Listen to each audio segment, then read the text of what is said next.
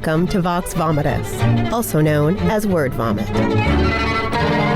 Hello, everybody. Welcome to the latest episode of Vox Vomitus. Once again, I am your host, Jennifer Ann Gordon, the author of the newly released From Daylight to Madness and Beautiful, Frightening, and Silent. I am joined once again by my two co-hosts, my Vox Vomitus vixens, Allison Martine, author of the Bourbon books, including Dibs and Since September, and Trisha Mckee, author of the Beyond series, including Beyond the Surface and Beyond the Dreams, which is coming out very soon. And today we are joined by the one and only Diane Zinna. She is a brand new author on the scene. She is the author of The All Night Sun. She is no stranger to writing. Good plug. There it is. Beautiful. So, Diane, thank you for being here. Tell us a little bit about yourself, about your book. Sure. So I have been supporting writers for a really long time. You know, I got my MFA, went right into teaching. I taught creative writing for years and years. And then I became the membership director for AWP, which is an organization that a lot of people know about. And there I created the Writer Mentorship Program, where I was connecting, I think, about 600 writers over 12 seasons with mentors. And it was really amazing. It really helped me to imagine the rest of my life and a life of literary service. And I never want to be a writer without that component. But I'm 46. I just published my first novel into the pandemic summer of 2020. Yes. And the ideal publishing environment. Yes. And, you know, I'm going to tell you the story about my publishing journey in a little bit. And you'll see it's really is the icing on the cake. It's all the way it was supposed to be.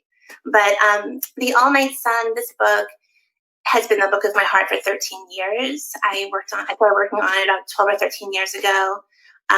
It's a really personal story.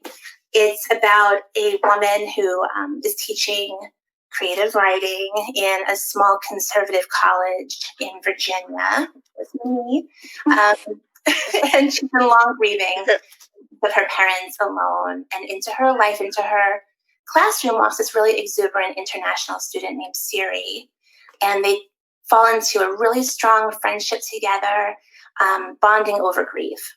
And when the young woman invites her to come home to Sweden with her for the summer, she impulsively accepts that invitation. The girl tells her everything's going to be green and fresh and new and just thawing out. And that sounds to her like a respite from grief. And that, too, was my story. That is what happened to me. And when I got over there during Midsummer, which, if you've seen the movie, you know a little bit of something about Swedish midsummer traditions, right? Or at least a taste of it. It was totally exaggerated, of course, in Ari Aster's telling. But, you know, the sun is out all night, and it just feels like this huge blank, bright canvas. And then I was slapping the story of grief against it. And it just felt totally fitting. So it's a really personal story for me. When this person speaks about grief, she's speaking in my voice for sure. Oh, wow. So that you're speaking on subjects that are very close to, I think, a lot of people's hearts, and it's close to where I like to write from as well. You know, finding that surviving and thriving through something traumatic and making something beautiful out of it. So that's fantastic. Thank you. Yeah. So did you see the movie Midsummer? I did see it. I saw it after I sold this book. And so a friend of mine sent me the link to the trailer, and I was like, oh, no. Now it's going to live in everyone's mind with people being thrown off cliffs and sledgehammers being wielded, and that is not the story I'm trying to I was wondering if the title is different, so that at least, I mean, like, I read your synopsis and saw the Midsummer and went, please tell me that's not the same thing. But I'm glad that your title isn't there, so it's not instantaneous, that connection. So at least people have a chance to get invested in your story and your characters before you bring that commonality, and then you go, no, please don't go there. Yeah, I was wondering if you ever had any awkward instances with people who were expecting it to be there was on Reddit where people were like, Ari Aster fans, well, there's a book coming out, we have to all go see it. And I'm like, oh no, I'm really disappointed. Like the wrong connection, guys. Wrong connection. Mm-mm. Did you ever think of just writing like a throwaway short story that combines like the Midsummer horror movie aspect with your amazing characters, just for like a blog or maybe a long tweet, maybe a series of like 3 tweets. That's probably okay. Just like 3. So when you wrote this book and it's incredibly personal to you, was it strange to start seeking it out for publication? Something that was so very much your story. Were you nervous to send that baby out into the world?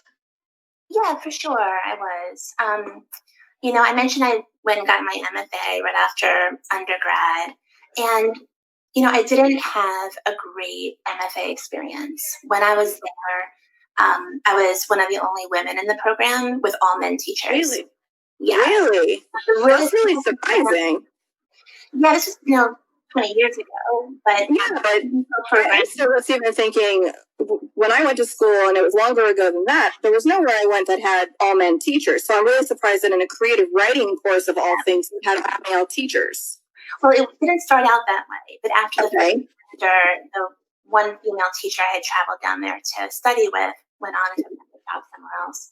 And so the rest of the time there, I was really in rooms all day long with a male voice, right? And I was writing to that voice. And for a long time, I wasn't writing what I really wanted to write because my voice became more cynical, more sarcastic. I was trying to be impressive to this other kind of group, right? Right. So on the day that my mother, on the day that I graduated from my MFA program, my mother passed away on that same day. I had actually gone to get the diploma, went to her apartment to show her, and I found her there. And after that traumatic experience, everything I wrote after that was veering off. No matter what story I wanted to tell, it veered off into a story about loss. And I didn't want anything cynical, anything sarcastic near these stories. I wanted it to be completely raw. And so by the time I was ready to pitch this fiction, I was ready to have the story out there. And I felt like I had taken a long road to get there, but I'd finally found my authentic voice. And I was ready to make that mine forever. I love hearing that. That's amazing. I love that too. But when you were in that situation, do you, looking back, do you think you handled it as best you could by altering your voice to kind of fit what you were given with all the different energies, or do you wish you would have handled it differently? There was another female student in there with me who left. She left right away. She wasn't happy, and I really felt for her. But I was like 24, and I didn't know what I was supposed to be doing. I knew that I was getting a lot of approbation for sort of inventive language, and every time I did something sort of creative with the language, people were giving me a lot of praise, and so I was taking that in, and I thought maybe I'm supposed to try to fit in to this kind of world, right? And so it was a really long journey, not just with a book like this, but with me coming to an understanding of the kind of writer I want to be in the world. Right. And especially if you're going along the way, yeah. I was going to say, especially if you're going to school to learn to be a writer and then these people are telling you how to do it, it would be very hard to sit back and listen to these people who are supposed to be the experts and then stand up and go, I still feel like that's wrong. I still feel like my voice sounds differently, especially if you're being told by the people in authority that your voice is wrong. Mm-hmm. So I totally have a lot of empathy for going through that. And I love that you took your journey and you're still you're still true to that voice, so that the book that you are publishing now, that came out now, reflects your voice and not what they wanted it to be. So I would clap, but I'm holding my computer, and I would drop my computer if I do that. So I'm just here. Thank you. I'll clap for you. You guys might serve the clappers. Did you, during this MFA experience, did you come out of it with any work that you're proud of, or was it all, do you see it all now as being written in somebody else's voice? No, absolutely. I did have a lot of stuff I was proud of, and there were some relationships that I had that were really important to me and formative. Just having that bulk of time to devote to writing, that in itself was really valuable to me. The writers who came down to speak with us, extremely valuable. But when I look at those stories now, I put together a collection of short stories, and the first novel that went on the shelf or in a drawer, we all have one of those. That all happened while in that program.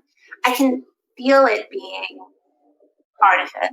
I can feel myself trying. I felt like we're using every tool in the toolbox to tell a story instead of more in touch with my own authentic self, right? And having those tools is good, but knowing when to use them and not just throwing all of them that's something I can see that would be a skill you have to develop too. Yes, yeah. Do you think you learned more about the craft of writing and your craft of writing by teaching others to write? Do you think?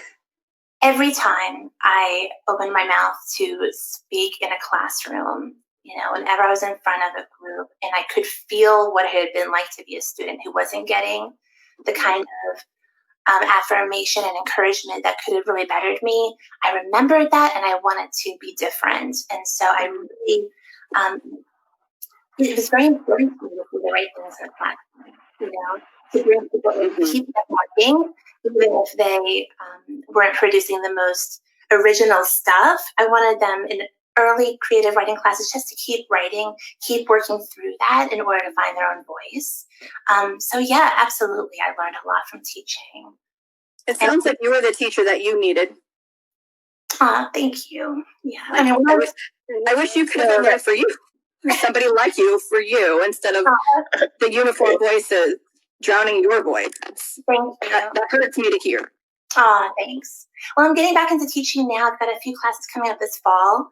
And that's so awesome. It's really awesome for me to go back to the classroom now after having had this publishing experience and just being able to take it to the next level. Right. So tell us a little bit about your publishing experience. All right. The good, the bad, and the ugly. All right. So should we get our drink now? Yeah. I can't reach mine, but yes. So I actually sold this book about 4 years ago to another Big 5 publishing company. And, the acquiring editor who first took it on, she loved it. And we saw eye to eye on everything. And it felt like I was at the beginning of this amazing journey. And we were in the middle of edits when she took a job at another publishing house, right? This is very common. People don't realize how common it is. But I was what they called an orphaned writer. Mm-hmm. My contract remained with the original publishing house, even though I wanted to follow her to where she was going, which was Harlequin, which wouldn't have worked. Anyway, they assigned me after a long period of time, months and months, a new editor. And she was a little bit up on the totem pole. I'm sorry, I shouldn't use that word, but, she's a little bit higher in the hierarchy of the publishing house. And everyone told me that she was an exceptional editor. And I was excited to work with her. And we met at a diner. And I was so excited to have an editor. And I ordered a big plate of banana nut waffles with caramel. And she ordered dry toast and a black coffee. And that should have told me right away. No, that's bad. Back away. Don't touch my book. But she was lovely and she was smart, and I was excited, and I was going to do everything I could to keep this book moving along because it had that broken part. And she asked me if I would take my book, which moves back and forth in time, as I believe grief does, as memory does, or make it into a linear story. And I said, I thought, I'm going to show her that I'm on board, that I'm a team player. And so I spent months and months pulling the story apart. And every time I did it, I realized I was losing a lot of the energy. That for me, telling the story of grief was about moving back and forth in time, walking down the street and seeing something that pulls you back into a terrible place. And how do you live through that? I was losing a lot of those connections. But I did it, and I thought, this is awful, and maybe it was an exercise. Maybe I learned something from this, and I delivered it to her. It wasn't what she wanted, and the contract got canceled. And it was trauma. I had gotten so close to this thing after, at that point, 9 years of working on this book. Having to go back and tell people the book wasn't going to happen anymore, and that kind of thing. But the agent was incredible and said, I'm going to stand by you as long as you need me to stand by you. Whenever you're ready, we'll go out and we'll pitch it again. And so that summer, I was supposed to go to a prestigious writers conference, and I had always wanted to go there. I had gotten one this year, and I thought they had only taken me because I had a book coming out. And so I quickly called them and said, look, my contract got canceled. You probably don't want me there anymore. And they said, stop it, come, we want you there. So I went, and it was gorgeous. Like, I was staying off the campus at this beautiful mountain little cabin on a cliff. It was stunning. And the whole time I felt like I was, in imposter syndrome times 1,000, because there were the agent and editor panels, and it was a mess. But toward the end of the conference, I met with my mentor, who was Allison. And I told her the story of what happened. She was sitting there looking at notes on another piece I'd been writing, and she was so lovely. She was so gentle and warm.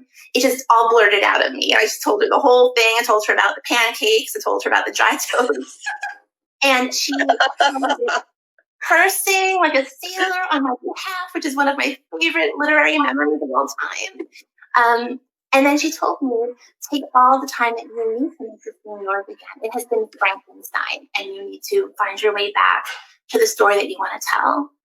And no one's going to remember this unless I blurt about it on a crowdcast right now. No one's going to remember this book was. But you know what? Some of us need to hear this story today. Some of us need to hear this story this minute. And so I'm glad you're blurting it out, and I'm glad you didn't settle for dry toast. I'm glad that dry toast did not get the book, because I don't want to read dry toast. I want to read the banana pancakes or waffles, and I want the butterpecan syrup on top. I'm getting fatter just listening to myself talk about this, and I'm good with that. So go on, Diane. I didn't mean to interrupt. Sorry. You talk about food, and I get confused. I love it. But she told me, no one's going to remember that this book didn't come out when it was supposed to. When it comes out, and she spoke about it that way, when it comes out, it'll be a book in its own time, of its time, and just take the time that you need to get it there. And so I thought, this is it. I've got my life before Alice and the life after Alice. I'm going to go back to my little cabin in the woods. I'm going to grab my laptop. I'm going to put this thing back together the way I want to again. And so I did. I went back, and I got my laptop, and I reached into my laptop case, and the first thing I felt were the notes I had been carrying around from the old editor who had wanted me to pull it apart. And I felt like I had been carrying them around like a punishment to myself that I had messed up. Ooh. So I went to the sink in this little cabin, and I ran them under the water, and I crushed them into a bowl. Good. Went out to the cliff, overlooked the mountains, and I just threw it into the valley. And I said, yes. It had like before the snowball and after the snowball, but it still took me another 4 months to put this thing together again. It was so hard. I was going to ask, how close did the final version resemble the original version pre-Frankensteining? Did it come out as a new product again? And how similar are those two things? I think it really did. I think there is something new about it. I mean, I can feel it in the beginning of the book, because when I did pull it apart, it showed me that there were plot holes. In as an exercise, it was really valuable to me. And so I realized how I needed to add more backstory to have people understand this character of Lauren and understand her grief at the level that she was experiencing it.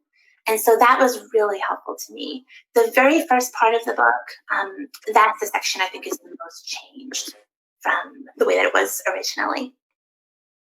And do you think that the beginning of the story, maybe the first time you wrote it, your grief was still too new and too raw, that you couldn't express it as much as you wanted to? It might have been too painful, or? That's a good question. I think that it was in working with the new editor, the one who bought it when I was on the market again. That editor who has turned into just such an angel for this project. I mean, she was just like, when we talk about it, we talk about these characters that we are friends that we both know. And it's just been such a wonderful thing. And it was really generative for me. And so she would stop and say, I don't know if Magnus would do this. And so I would take maybe 3 to 5 handwritten notebook pages and dive into that one feeling to pull out maybe 2 or 3 sentences that could be used. But that helped me to before. So I think a lot of the grief voice that I find the most authentic and the most meaningful has come from working with this most recent editor. Well, that's just a testimony. That's wonderful. That editor is. Yes. I mean, no matter how difficult someone finds their writing journey right now, you never know what's coming around the bend. You know, when we went out to sell this book the second time, I didn't know if it would sell again. I didn't know if it was tainted. I didn't know if people had heard about it or thought of me as a problematic author, right? Mm-hmm. But it sold to a better house, a better deal. And I just want people to know that the worst thing that you think would happen, we can still possible to come back from that. I love that. I love that Yes. so much. Can I get that on a mug, maybe? I know. We need that on t-shirts. Sorry. So I have 2 books, both of which deal about grief and the grieving process in different ways. I, like you, suffered a terrible loss when I was, at a formative age, about 22. My father passed away, and I think that shades how I write now. And in my very first book, my main character, his name is Adam. He lost his son and his wife. And when I was going out onto for submission, I had an editor for what I thought was going to be a company I really wanted to be with say, it's great, but he's just not funny enough. Can you make Adam, the man who is literally child and wife dead, and he is dealing with that grief? They're like, can he be funny? Like, some jokes, make him a little bit sarcastic. Like, he can still be sad, but not all the time sad. No. He has to be funnier and likable. Which is it's become a running joke for us now, because it's just like, can he be funnier? We should make him funnier, because losing a child is just hilarious. That's everybody's new slapper there. I was like, I know. I'm like, I don't think he's going to feel like joking right now, and I'm glad I didn't. Right. Yeah, I'm so sorry that happened to you. I mean, I had someone. It happens. I had someone early on tell me that, yes, I had experienced grief, but I didn't know how to write grief. And what she's what did you do with that? Even mean? Well, I liked that person. It was sort of she wasn't quite a developmental editor, but she had sort of inserted herself. She was a reader for an editor. Okay. And she was going to say that if I had made all the changes that she wanted, this was years and years ago, that I had a better chance of getting the book placed. And so, she gave me lots and lots of notes, told me that my main character was a loser.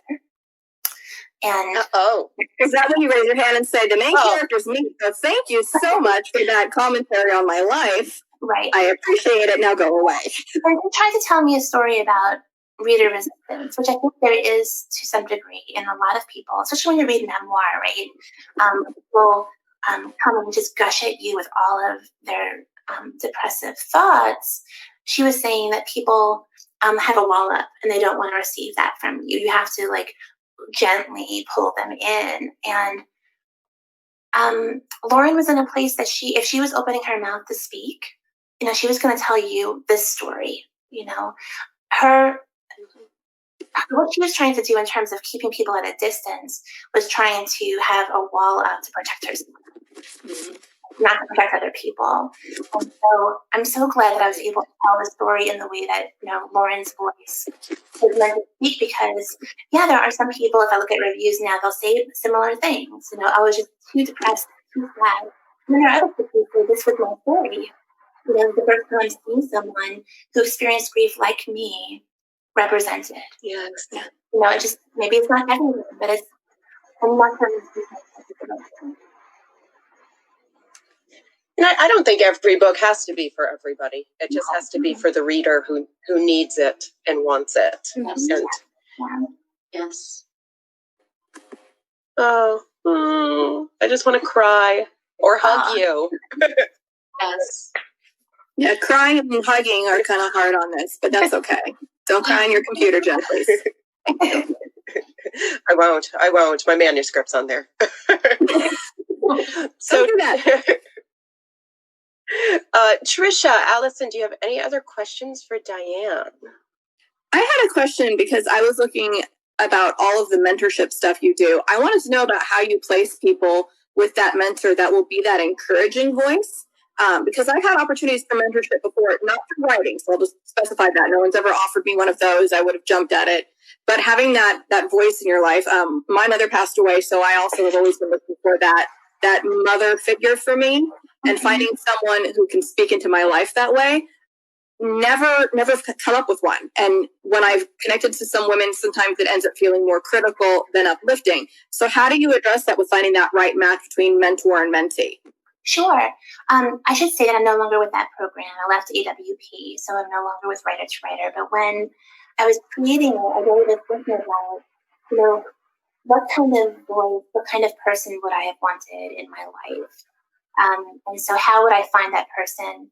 What I did was I created 2 applications or questionnaires, and it mostly asked people about their life, you know, not just their writing life and what their goals were, but what obstacles have they been facing? What are themes that keep coming up?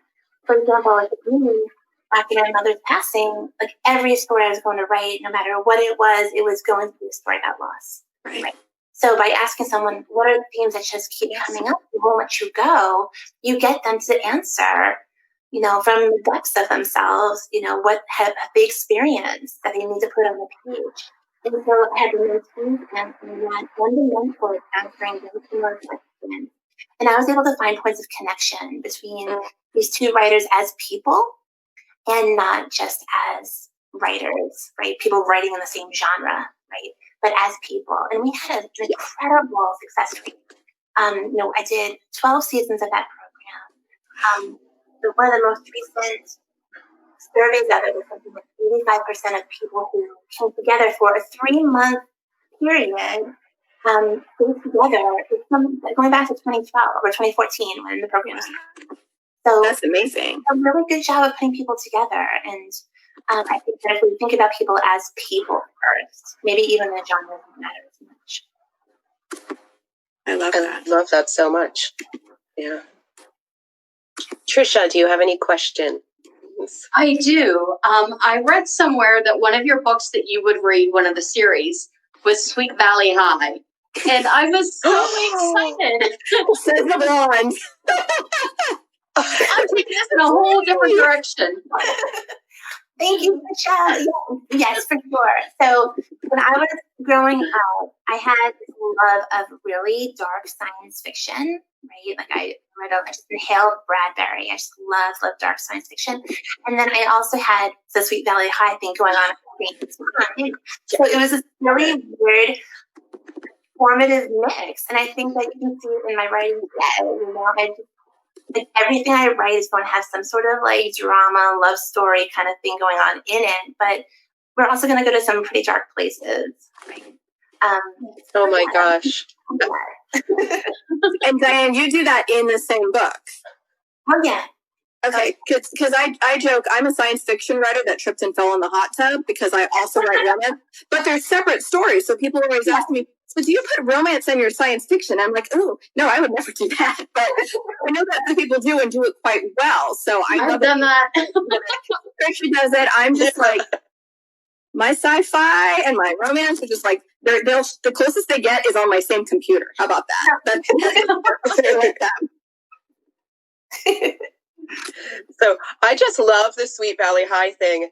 I wrote this article for horrortree.com about my early writing influences and reading influences. And I wrote about the same summer reading Pet Sematary and plowing through all of Sweet Valley High.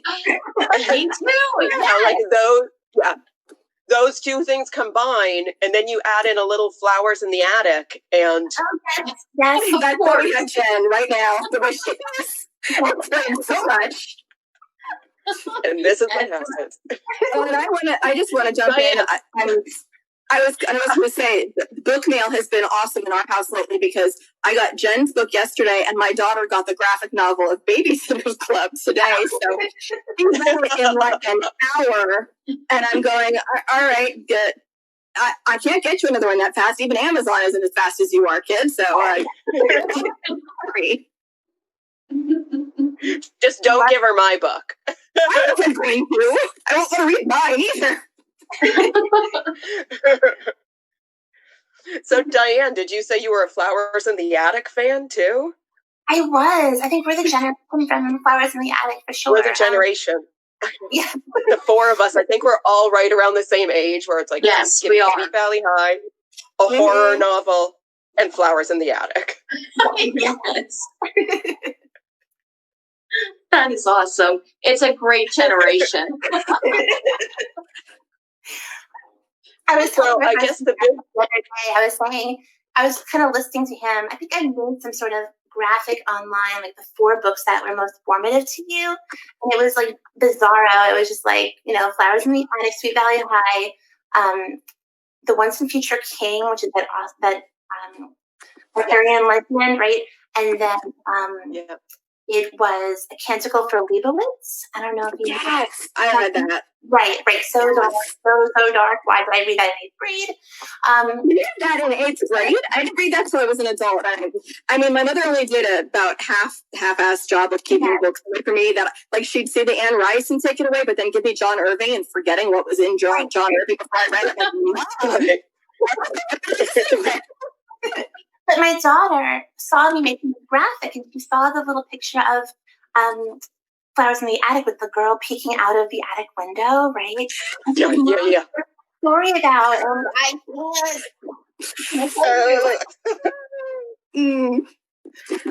it's about actual flowers. The end is throwing you with donuts. Look like it's donuts. Oh, it almost ruined powdered donuts for me. Almost. Almost. So I think I have one final question for Diane before we leave. Because of the Sweet Valley High, do you consider yourself a Jessica or an Elizabeth? Oh my gosh, I'm an Elizabeth for sure. I have always been an Elizabeth. Same. Not too bad. I'm Jessica. Not surprised. We need us both to make the story. Mm-hmm. Oh, yes. Exactly. Gosh. Okay, time flew by. Diane, thank you. Viewers, check out Diane's book, The All Night Sun. You can get that at bookshop.org. There's the link. It's scrolling underneath you. I know it's on my TBR list, my very, very long TBR list. And I want to thank, of course, Trisha and Allison for being the best Vox Vomitus vixens out there. Thank you to Francine Pascal for writing Sweet Valley High. And thank you to the Global Authors on the Air Radio Network. Vox Vomitus is a copywritten podcast. Thank you to Roman Saratin, our producer, and Pam Stack, our executive producer. Stay tuned next week, everybody, where we get to talk to Carol Goodman. I have been reading Carol's books. Diane's like, coming back. Forever. Diane's like, can I come back next week? Sure. So Carol Goodman next week. So thank you, everybody, and good night. Thank you.